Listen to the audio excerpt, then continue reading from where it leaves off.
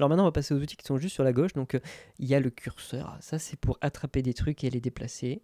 Ensuite, on a un outil en dessous qui permet, quand on clique sur un fichier, de prendre ce fichier, mais tout ce qui est à droite aussi. Et du coup, ça va déplacer tout le montage.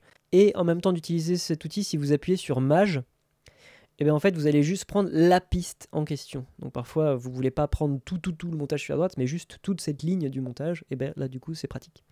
Vous avez le même outil à l'envers, qui prend tout ce qui est à gauche au lieu de prendre tout ce qui est à droite. Pareil pour Maj. On va passer à cet outil-là qui lui permet d'étirer le rush. Bon, vous dites, bah, c'est bien, avec le curseur, je sais déjà étirer le rush. Alors, ce qui est bien avec cet outil-là, c'est qu'au lieu d'étirer juste bêtement le rush, il va l'étirer et remettre le plan exactement là où il commençait au départ, ou décaler ce qui vient à la suite pour laisser la place à ce que vous allez étirer. Donc du coup, comme ça, vous changez la durée d'un rush en décalant automatiquement tout ce qu'il y a autour pour que ça s'adapte bien. Et vous avez aussi l'outil modification compensée, qui en gros sert à étirer ou rapetisser votre rush comme vous voulez, tout en compensant avec le rush qui est autour, pour qu'en gros ça fasse la même durée. Alors du coup, si vous raccourcissez votre rush, ça va automatiquement allonger celui qui est à côté pour compenser, et si vous rallongez votre rush, ça va automatiquement raccourcir celui qui est à côté. Vous avez l'outil cutter qui, vous allez voir, coupe dans les fichiers, et comme ça vous fait des plus petits blocs, sans vous embêter. Vous avez l'outil déplacer dessous, c'est pas très clair comme titre. Alors concrètement, qu'est-ce que ça fait ce truc-là ?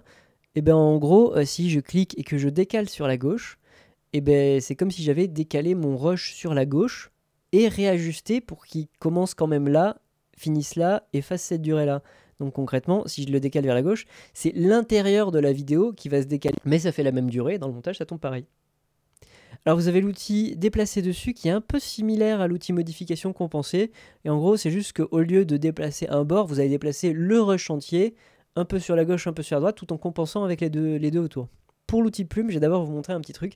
C'est dans le son, vous avez une petite barre qui permet en gros de régler la force du son. Si c'est en haut, c'est fort, si c'est en bas, c'est un peu plus bas. Mais avec l'outil plume, vous pouvez faire des petits points et après régler leur hauteur. Comme ça, vous pouvez monter, descendre le son au fur et à mesure. Vous avez la main qui permet de déplacer la fenêtre de gauche à droite en cliquant simplement plutôt qu'en utilisant la barre de déplacement en bas. Et vous avez la petite option loop pour zoomer dans votre montage ou dézoomer, qui est un peu la même chose que la barre qui est en bas aussi. Donc concrètement, vous n'êtes pas obligé d'utiliser tous ces outils. Je vous avoue que moi, j'en utilise que 3. Et peut-être que vous n'utiliserez pas les miens, mais d'autres. Et chacun a ses favoris. Et voilà, c'est tout pour ce tuto. Tu peux cliquer sur d'autres tutos si tu as envie. Ou alors tu peux t'abonner à la chaîne, comme ça tu es au courant dans 6 mois quand je sortirai un prochain tuto.